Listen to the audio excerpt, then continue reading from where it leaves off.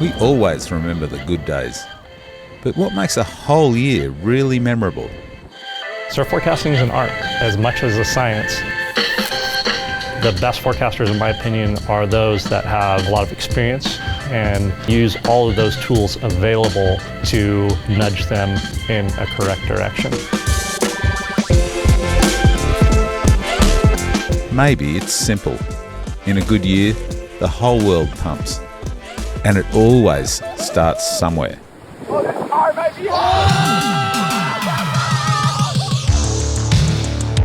Eastern Pacific Ocean, January 6th. The wildest storm in decades flares directly off the California coast. The swell was that first week of January, but we could see a pattern shift was likely a week or so before Christmas is when we started thinking like, okay, things are going to probably blow up here. Saw a couple of model runs. We're showing 20 at 18. When it first started to come up, we started to kind of have a chuckle about it in our internal communications. And then as the storm started to develop and seeing it take shape, it was really clear that this was going to be a special event. Go out on a limb. Give us a wave size. I would think Todos was probably 40 to 60 foot faces. Oh wow.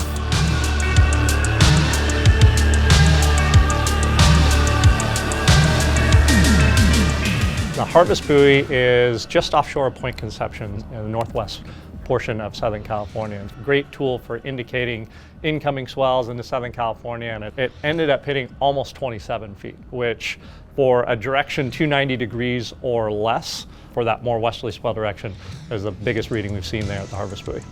This thing is the first sign that 2023 will be no ordinary year. With the Wild West event, it was wild. It was unruly. I should know I'm just coming over. There's some unfortunate damage in places like Santa Cruz, right? Where you had this massive swell hitting the coast, big high tides, some crazy damage. You had some waves going in places they're not supposed to be. The wind with Wild West was dynamic because that storm was right offshore. So it was really helpful to be able to look at wind conditions in real time. So heading into Friday, just incredible size still showing on our nearshore buoy network. You wake up in the morning and you check the live winds, and the wind was offshore. Just like light offshore flow really allows a lot of places that weren't in play at all on Thursday to really come into play.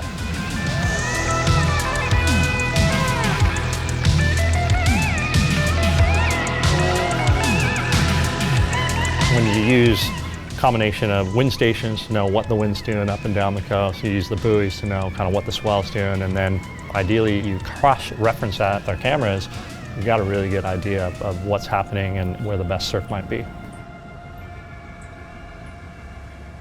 There's always expectations around the Hawaiian surf season, especially in January.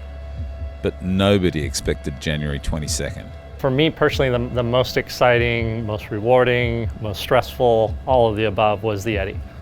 So the storm that produced the Eddie Swell, yeah, it was big, it was massive, strong, it had all the qualities you want to see to produce such a swell of this magnitude. The best part of it is that all this was aimed directly at Hawaii. There's so much anticipation with these events. They only run every few years, really. And so there's all this buildup and anticipation, and it's such a special event for competitors that you don't want to get it wrong.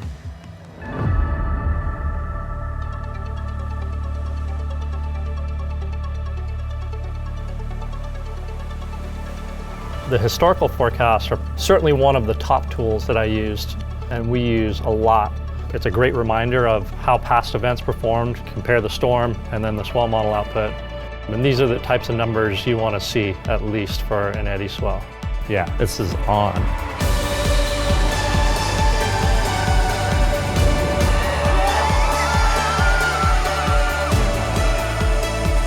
Even the world's best big wave riders were skeptical of this one. But the boys told the story before the Waimea lineup could. Most, if not all, publicly available swell models really undercalled this forecast, especially when you're looking at it about a week out. Because these different models, whether it's Lotus, whether it was WaveWatch 3, were undercalling the swell, I think it caught a lot of people off guard.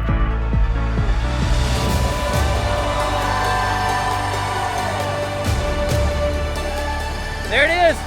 Eddie started! 30 foot solid, maybe 50 on the big ones. Huge day. Yeah, super stoked to make part of it.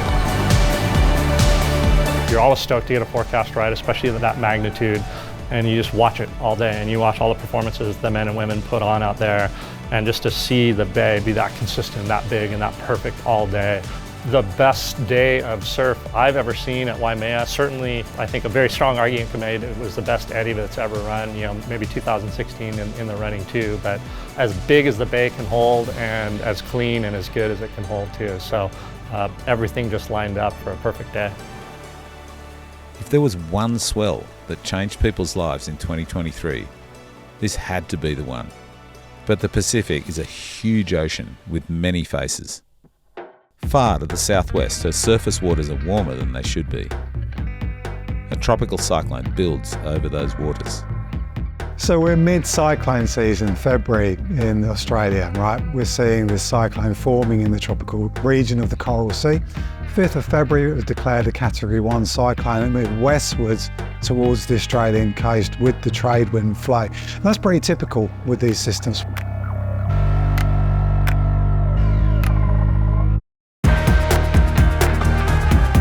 Now, the swell from this system, it came in two lots. We saw one longer period northeast swell that peaked through Friday the 10th, lit up Noosa particularly and the Gold Coast points.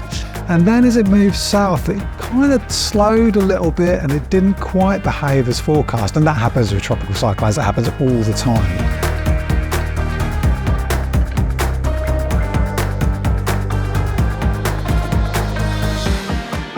We saw it really start to kick through Sunday. We could see this rapid rise in the energy through there. It was starting to get bigger and bigger through the day, and the period increased as well as we saw the proper east swell from the tropical to ex-tropical system. It's a magical moment at the end of an amazing run of surf for this coast. But you can't trust a tropical cyclone.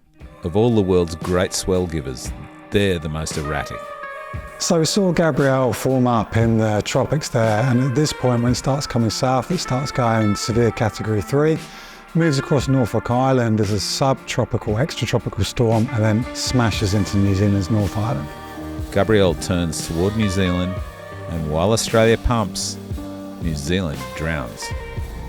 Well, this is the road to the beach. No go. Local only day.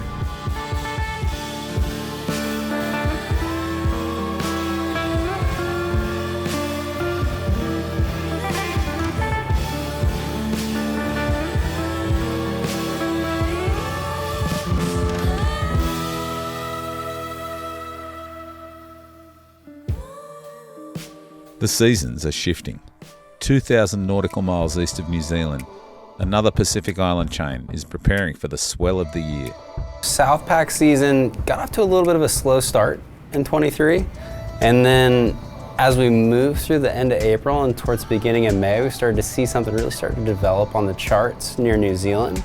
Well, it was going to be a good southwest swell for Tahiti. What really stood out was just the track that this storm took. It really hugged right up near New Zealand and pushed towards Tahiti. Teahupo'o is a quiet riverside village until the big southwest swells begin to arrive in mid-year. Then she draws the whole surfing world's eyes.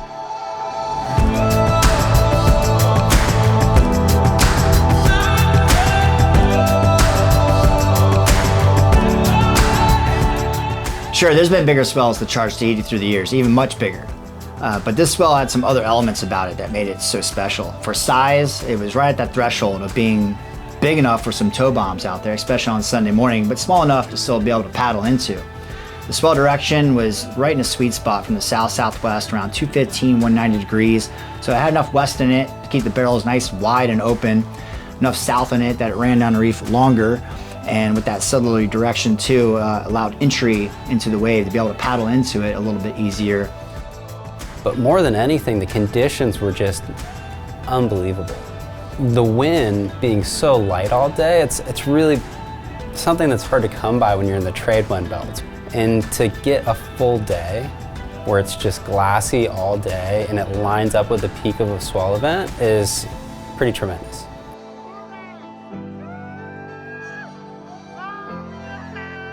It's an incredible day. Yet, like Tropical Cyclone Gabrielle, it's followed by disaster. Overnight, a flood sweeps through the village. Nature gives, then she takes. The Northern Hemisphere summer is long and hot. All the talk is of El Nino on our doorstep. It's not supposed to be a great year for hurricanes. But nobody told Franklin. Hurricane Franklin was the first major hurricane of the 2023 season. And initially it didn't look like much. It was a sheared, weak tropical storm in the Caribbean Sea. Eventually it crossed over the Dominican Republic, kind of meandered north of Puerto Rico there, still was a pretty weak system before finally getting its act together. And once it did, and it did it very quickly. It rapidly intensified into a Category 4 hurricane. And it provided days of waves for the Caribbean, the East Coast, and Canada, and eventually over into the parts of the Eastern Atlantic as well. The slow movement of the storm, the rapid intensification, it peaking as a Category 4 hurricane, all great things for swell production. And many people scored a lot of great waves from Franklin.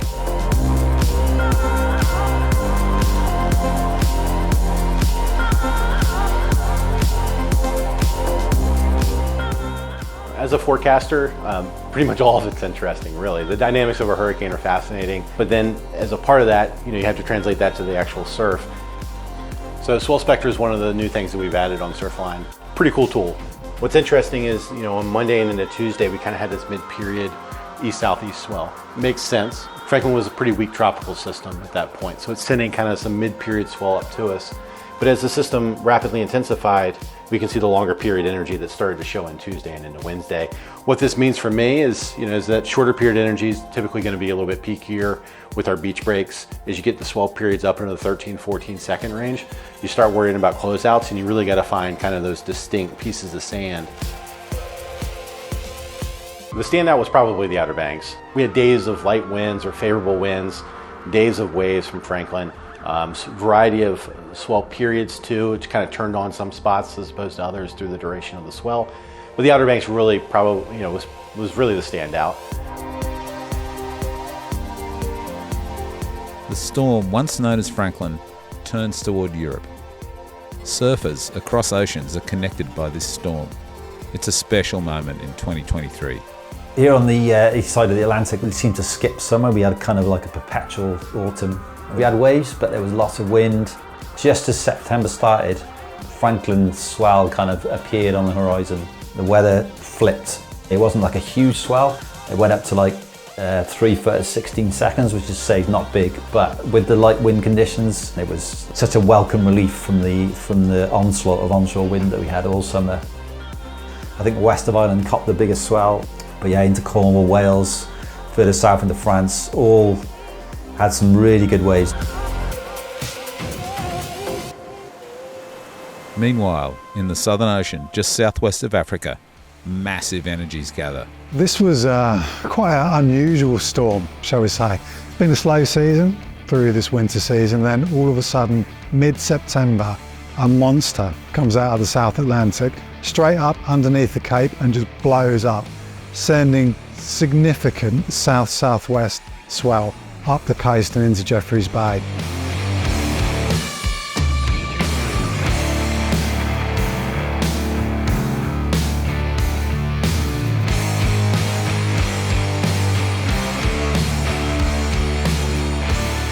If you get a swell of this size, as anyone that's surfed a point break knows, a lot of times that means the waves will swing super wide, or there'll be a ton of water moving around, or all these other variables that make it kind of not the the idyllic wave that we kind of picture in our heads. And that was the case. At first, it pumps. Then this great surf zone is overwhelmed. This is kind of just one big gut punch of swell. You could see the impacts of that, not only from maxed out J Bay, but from the coastal impacts that we've discussed. The wave energy chart here, we can see when that swell started peaking into Jeffreys Bay. And like I said, there's numbers in the sort of almost 6,000s worth of energy there. And we can see the peak swell heights at 31 feet 19 seconds. Absolutely enormous for that part of coastline. We live on a water planet, connected not by land but by oceans. Understanding those oceans and how swells and winds move across them is a lifetime's work. If you were a surfer, there's a pretty good chance you scored some waves in 2023.